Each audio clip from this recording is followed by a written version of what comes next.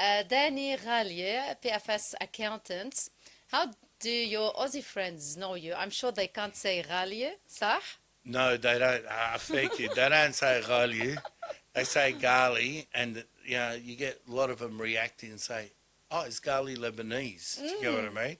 And I'm a proud Lebanese business owner and a proud father, and to three lovely kids. And I'm very proud of my wife, who supports me in what I do, and I'm very, very grateful. The most important is to my parents that left their own country and sacrificed a lot to give us the opportunity where we are. So any type of success I get on a day-to-day basis, I owe it to them. So Like that upbringing with Australian Lebanese background specifically shaped who you are and the path you took in life. yeah, and definitely it's like I guess if I really look back and think about it, it's playing catch-up football. Yeah. Okay, so you're leaving your culture, your country, coming back, and you're always backpedaling, and you're in a new environment, Mm. and you're mixing the two cultures, the two languages. Arabic's very, very hard for us to learn how to write it, but having good parents and good foundations and that history of Lebanon, a lot of the young generation and my generation, they love Lebanon, all right, and they appreciate going back home, whether they go for holidays and all that. There's no stability, but the opportunities are here. But they definitely, we don't forget our country, and the important thing is to integrate both of them, especially our religion and business success, and owe it back to our parents. To be honest with you. When did they migrate to Australia and how much left from what they carried with them from Lebanon? Look, a lot of them came with nothing, to be Mm. honest with you, all right? It's like they had to start again. Mm. Parents came in, say, in 1978, where it was very, very hard. The support by families were living together. I know through a lot of the parents and a lot of old generation I talk to, they borrowed their airfare to come to Australia. Some of them have come by boat, some of them have actually come by plane, but they had to work for 2 years to repay back their loans. And they were very, very supportive. So families were living with one another to get where they are, and before they can actually consider, you know, putting a deposit on a house and all that. And they weren't working one job. They were working multiple Multiple jobs, jobs, absolutely. and back then there was a lot of factories, warehouses around the Sydney areas, Camperdown, a lot They of the inner had city. limited opportunities as well, I guess, as like people who newly arrived to Australia. How did that inspire you to be where you are now? And how did they, I always say, mentor you as a parents?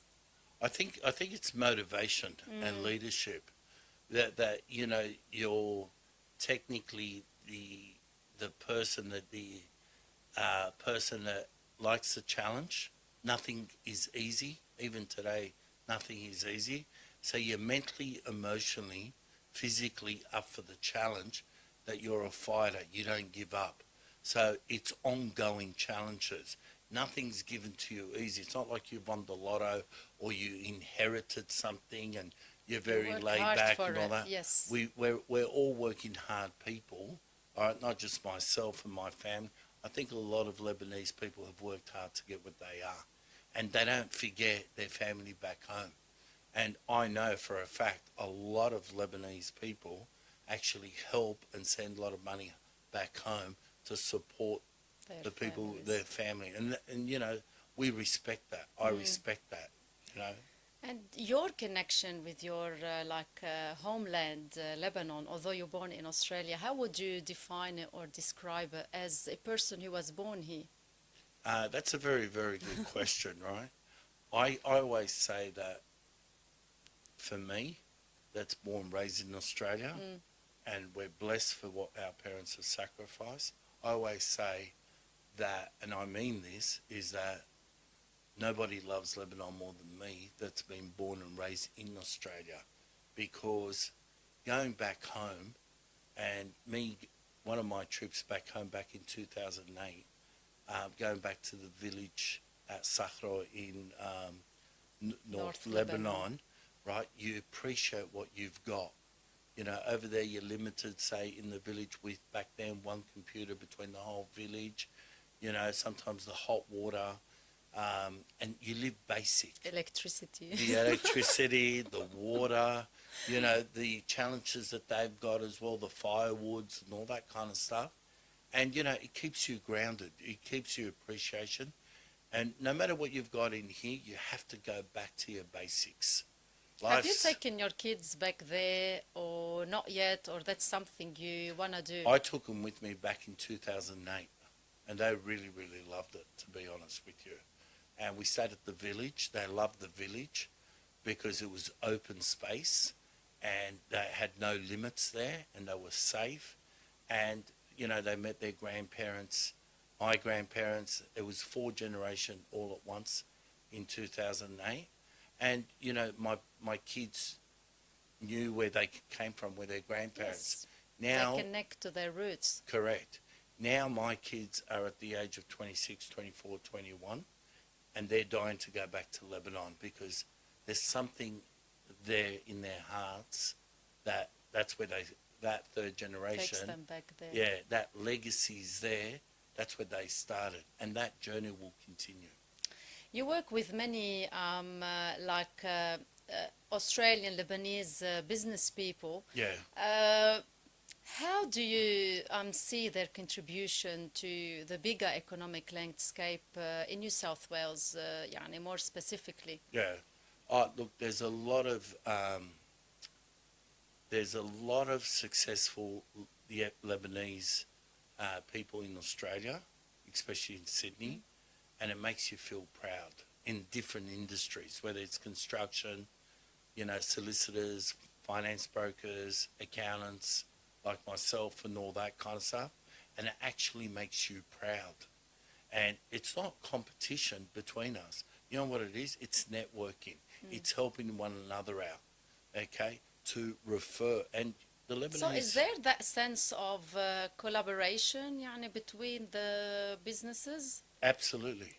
Because you have to think of this, and it's really, really important to be a successful business owner.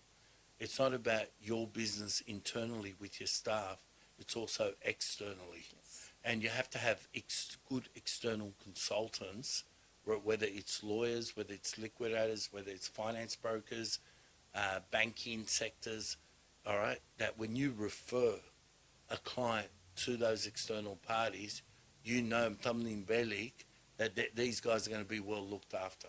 Mm-hmm. We're not going to talk accounting and budget, but overall... We will.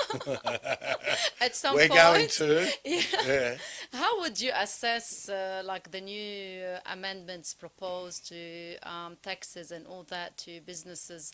Do you agree that they're slowing down how much a business can grow, like generally speaking? Yeah. Generally speaking, every business since COVID to today is doing it tough. Okay?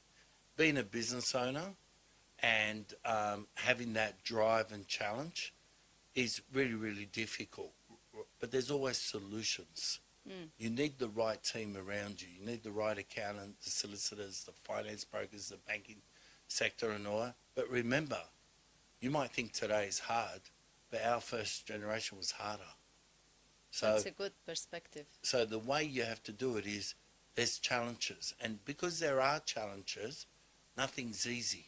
So if it means that, you know, you have to work on the Saturday and it makes some breaks, well, guess what? You have to do it. Not only that... Is it always like adjusting to these new Correct. changes, basically? Yeah. The important thing, even in business, is the things like KPIs, right? Key performance indicators. The most important, you've touched bases on it, is a change environment.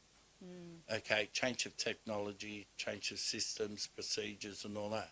So let's say, for example, you've been in business for a long time. You've been in business for 25 or 50 years, right? if you don't change with time and change the environment, you will not survive. You Just become because irrelevant. yes, exactly. So it's important to I always say, keep your two hands on the steering wheel. That's my saying. So if you don't keep your two hands on the steering wheel, you're going to lose control. So it doesn't matter how long you've been in business. So changes are very, very important. Change environment's very, very important. And there's reforms in every industry, not just accounting, construction. You speak to a lot of construction people, there's a lot of change. And construction has gone a long way. 20 years ago, a bricklayer was sitting with a check in his back pocket and would take out the check, count how many bricks that they've laid, and write the check and go in. Where today, it's all a professional body with contracts, document management systems, job costing systems. Yeah, we hear a lot about the documentation required Correct. in the construction industry, Yeah. and it's been tough for them as well, I guess. Do you hear it from your clients? I'm a tax and commercial accountant. So, in other words, when you say commercial, it's day to day. So it involves admin, day-to-day reconciliations, accounting, right through to tax. So it's from A to Z. Yeah. And the thing is, what's really, really important is that I specialise in property development and construction, so I hear it all the time. All the time. Sometimes today, it's not feasible to buy a piece of land, build a duplex, sell it. By the time you pay the GST, there's nothing left for you. So why do it in the first place? But what's the solution for that? Is there a solution or a way to adapt to it, in your views? Look, people costs are up, right? Construction costs is up, labour costs is up, inflation, unemployment. Everything's pointing in the wrong direction. People are trying to think outside the square. For example, a lot of people buy a house and they're looking for that secondary income. What do I do for my secondary income? Guess what? I'll build a granny flat. I build the granny flat. Oh, that's extra income. Great. But there's no car spots at the front of the street. So you fix one problem, it becomes another problem. The crisis for property, I think it has to expand. Australia's a huge country, and I don't think I've met anybody that's gone into all 7 states. Yeah. All right? So I think people need to expand, think outside the square. And, for me, personally, Yes. I like to try to keep my kids and the new generation close to me, because that's the biggest investment for me. Yeah. So it depends what your goals are, what you're aiming to do, and you want to achieve it. But, at the same time, you want to keep it to a real basic and be grateful for what you've got. I think sometimes when you aim too high and the sky's the limit, the issue is bigger problems come as well. Yeah, So a you have bit to realistic. be, but you have to be prepared. Yes. And there's nothing wrong with it, Yeah. but you have to be prepared for it. One last question, Danny, at what crossroads you're standing today in terms of your personal life and your professional life? Any specific project or goal you would like to achieve and basically make that big move? I think, to be honest with you, I want to be grateful, and I mean this. I'm very grateful in the position I'm in. Anything else is a bonus, and that crossword, at the moment for me, I think it's important to support my kids and my family, look after my parents, and look after my kids. And I want to live a basic life where I leave home, go to work, and come back, and give opportunities for other people. Very inspiring. Thank you, Danny. No worries. It's a God bless pleasure. you. Yeah, and we'll see you more with us. God bless you. All Thank the you. best. Thank you for having me. Thank you. Thank you.